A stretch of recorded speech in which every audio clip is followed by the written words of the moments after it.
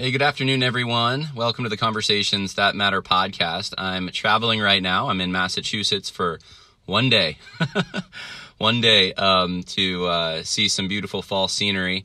It's probably the first sort of break, I guess. I don't know. It's kind of a half break from a lot of the work we've been doing on our home in New York, trying to get it ready to move into.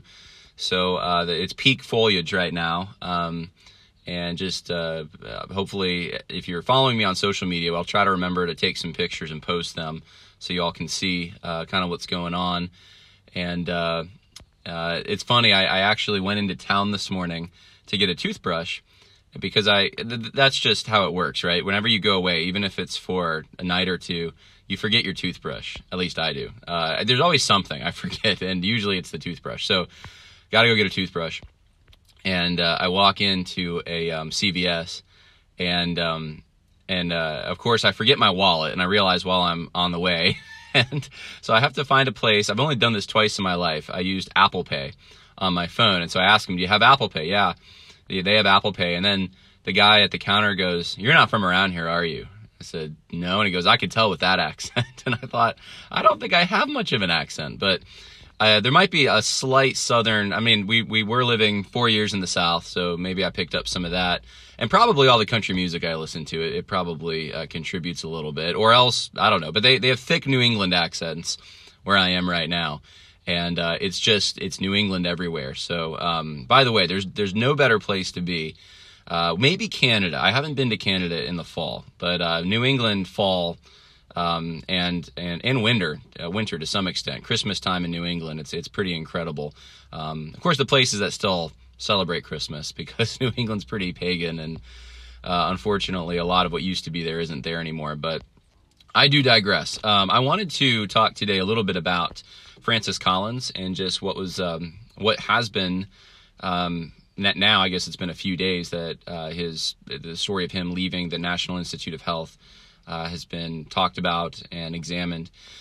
And I came across an article that I thought was really good. In fact, I'm gonna read it to you.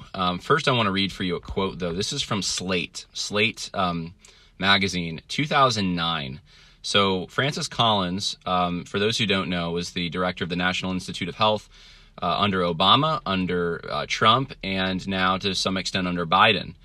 And he's been trumpeted by a number of evangelicals, including whom we consider to be more conservative evangelicals, as a very positive. His being nominated to the National Institute of Health and taking that position has been viewed as a very positive thing for evangelicals, because look, there's this very professional and accomplished person, and evangelicals can still compete with the big boys and in science, where it's very hostile to Christianity, and they can do very well for themselves and be very successful. That's kind of the takeaway. So there's been a lot of talk about why did he step down? What do we make of this? And because the National Institute of Health is very corrupt. In fact, I was reading some stories about it, and I'll get to that in a minute. I don't want to keep interrupting myself. Let's read the Slate comment that I wanted to read for you. So this is the quote from Slate in 2009. If Collins' faith mollifies even a few political conservatives who would otherwise continue to waste time and money fighting research efforts that violate their specific religious tenets, then the benefits of his faith should outweigh whatever qualms scientists might have. Now, I read this article from 2009, and it starts off with saying if there's a DNA, there's a gene for being a Boy Scout, Francis Collins basically has it. That's whom we should look to find that, because he's accomplished. He's a good old boy. He's just really not Southerners are going to hear that and think that's good old boy doesn't mean quite the same thing. He's a Boy Scout. He's a really clean cut. Just you can't find a flaw in this guy, except maybe he's too good, right? He's a little too religious, but his religion is kind of acceptable. It's not.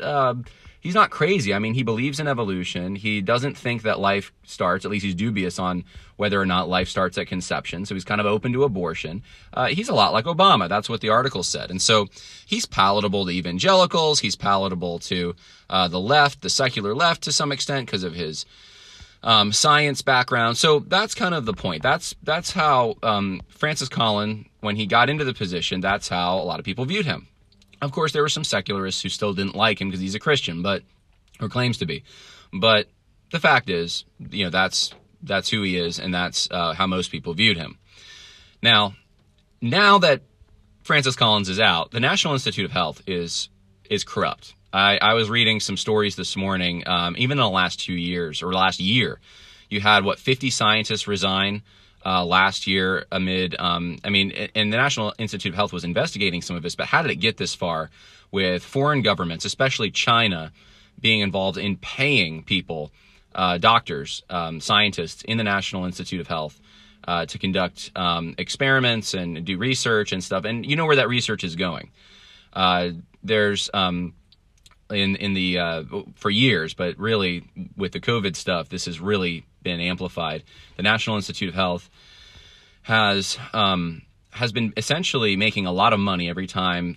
This situation right now, they're making a lot of money because not only are they the ones that are involved in doing some of the development for quote-unquote vaccines and treatments, but they are the ones issuing the licenses for these things.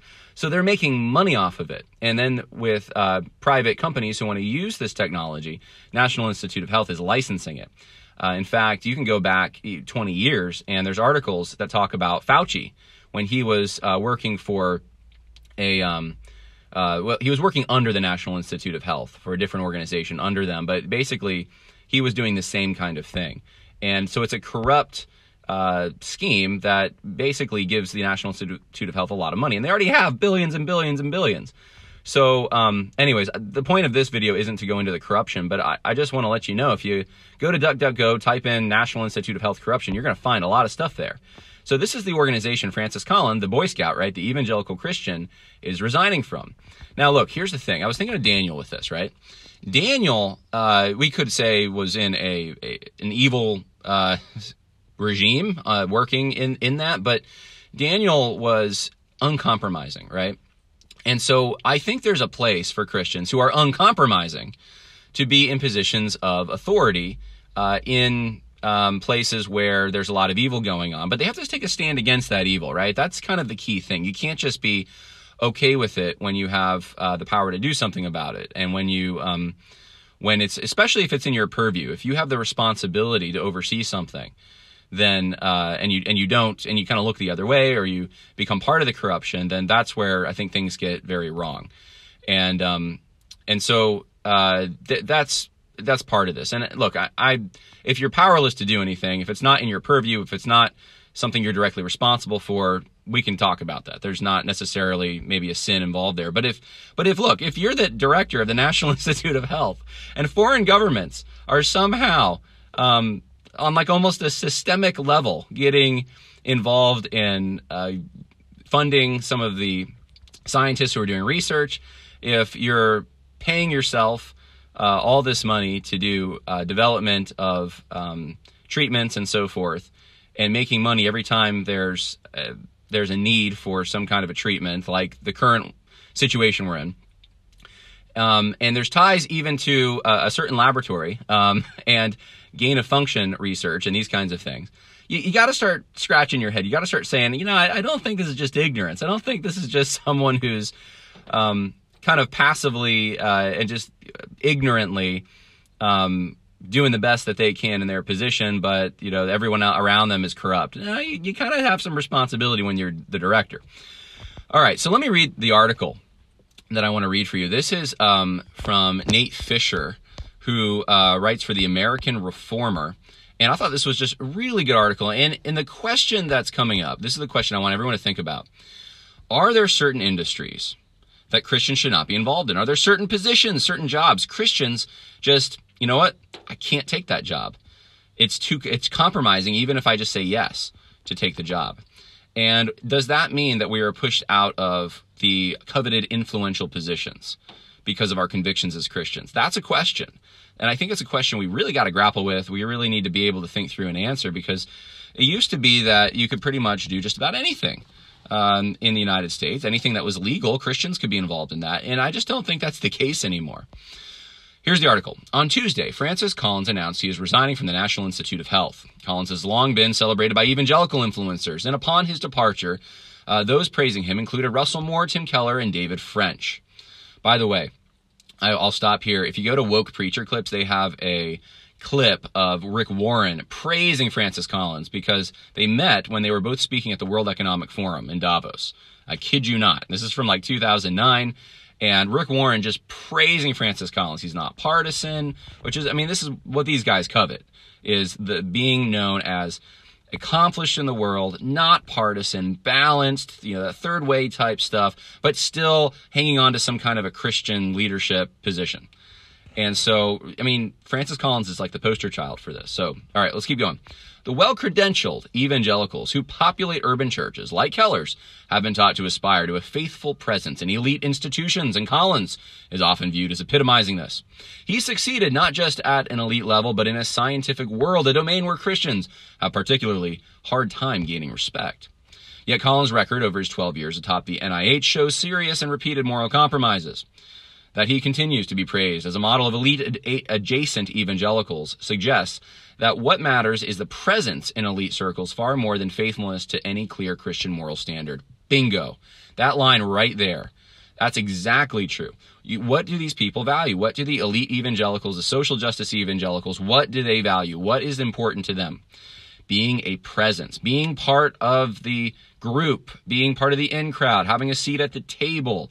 It's not really about taking moral stands that are actually costly.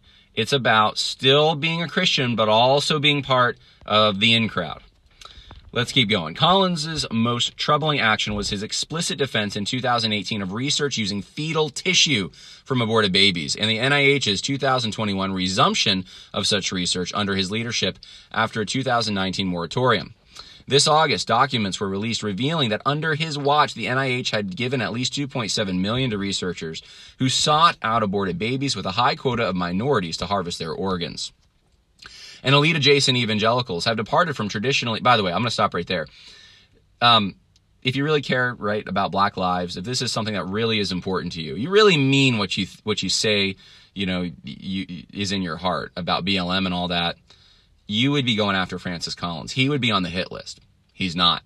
He's on the list of people who are rewarded. I'm just saying. These social justice advocates are the biggest hypocrites in the world. As the lead adjacent evangelicals have departed from traditionally conservative positions on many political and cultural issues, notably those related to race, and de-emphasized others involving sexuality, abortion has remained the one they have typically taken a purist stand on. Even when they downplayed legal prohibition, most emphasized strong personal opposition to abortion, typically including derivatives like embryonic stem cell research. Thus, Collins's actions on this issue reflect a direct betrayal on one issue Christians in these elite circles can point to where they retain a distinctively Christian ethical position. He's absolutely right. Collins broke the cardinal rule. You're not supposed to be pro-choice or pro-abortion or anything under that umbrella. But Collins is still praised. Given Collins's compromise on abortion, it's unsurprising he also followed secular trends on sexuality. Here he did not just preside over institutional actions, but personally embrace the language of the sexual left. In a June 2021 letter, Collins wrote that the NIH joins in celebrating Pride Month and recognizing the struggles, stories, and victories of those who are lesbian, gay, bisexual, transgender, queer, intersex, and others under the sexual and gender minority umbrella. I applaud the courage and resilience it takes for individuals to live openly and authentically. Let's stop there. That word authentically, that's a weasel word that we hear today a lot. Well, as long as they're being authentic. You know what? Sinners can be pretty authentic, and it's pretty wrong. And for Francis Collins to do this, he's praising it's so open-ended, but what kind of victories is he talking about? What kind of achievements? What kind of barriers being broken? He's talking about the Obergefell decision. He's talking about the permissions to do pride marches and things like this. At the very least. It's hard to see, Nate Fisher continues, how a faithful Christian can personally write this. That evangelical influencers continue to praise Collins as he committed these actions suggests there are few compromises with the establishment they would not tolerate for the sake of worldly status. Collins's failure and the way they were often overlooked by prominent Christians reveal broader flaws in the approach such people have taken to elite careers and cultural influence.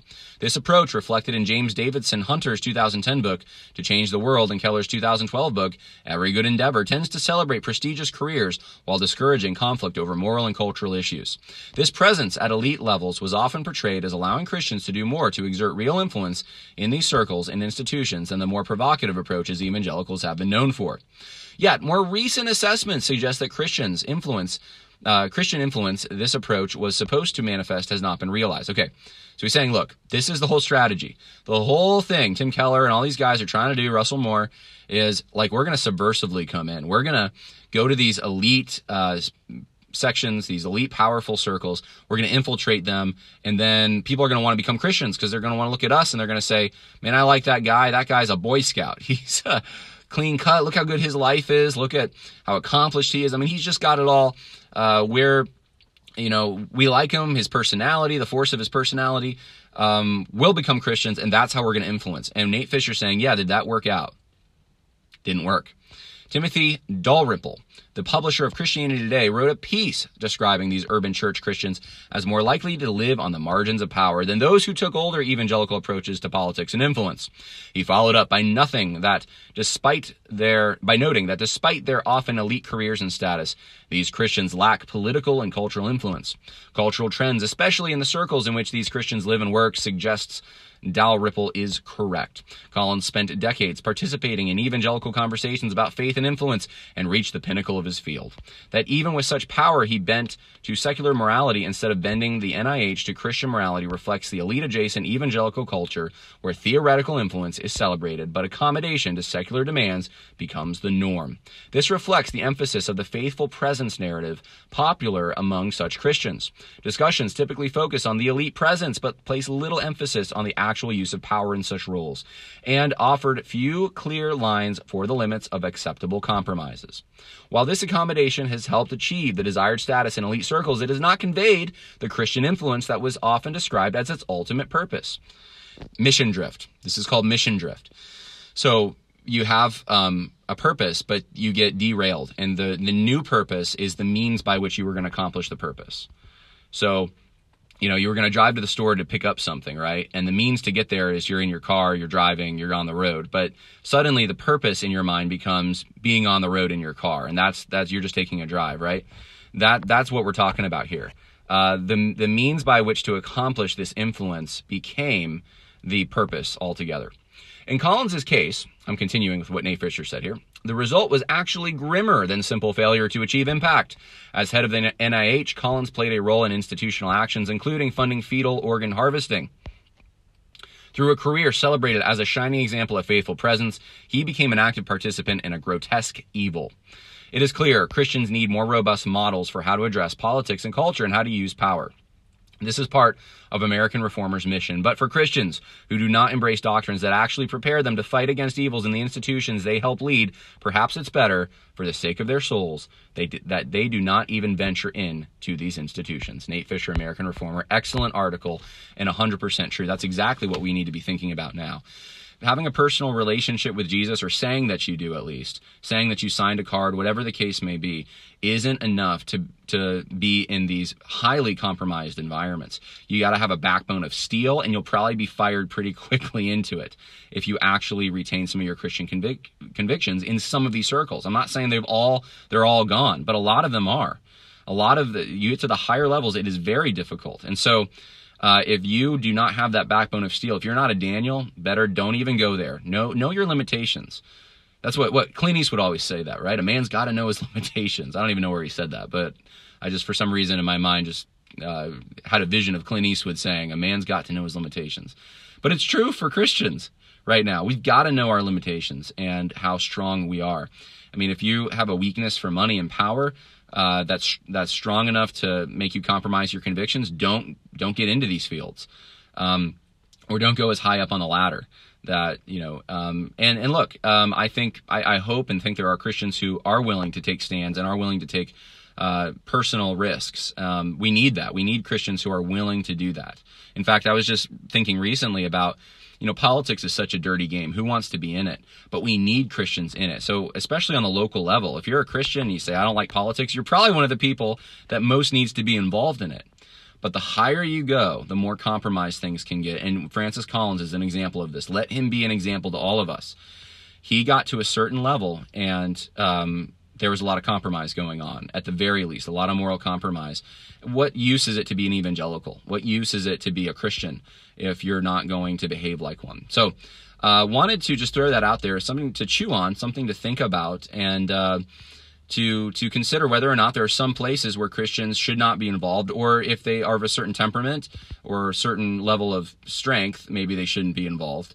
And then also just to ponder whether or not the primary way that evangelicals are quote unquote engaging culture is actually the right way or the biblical way to do it. So there you go. Hope that was helpful for you. I'm going to go enjoy some fall foliage, and we will talk later. Bye now.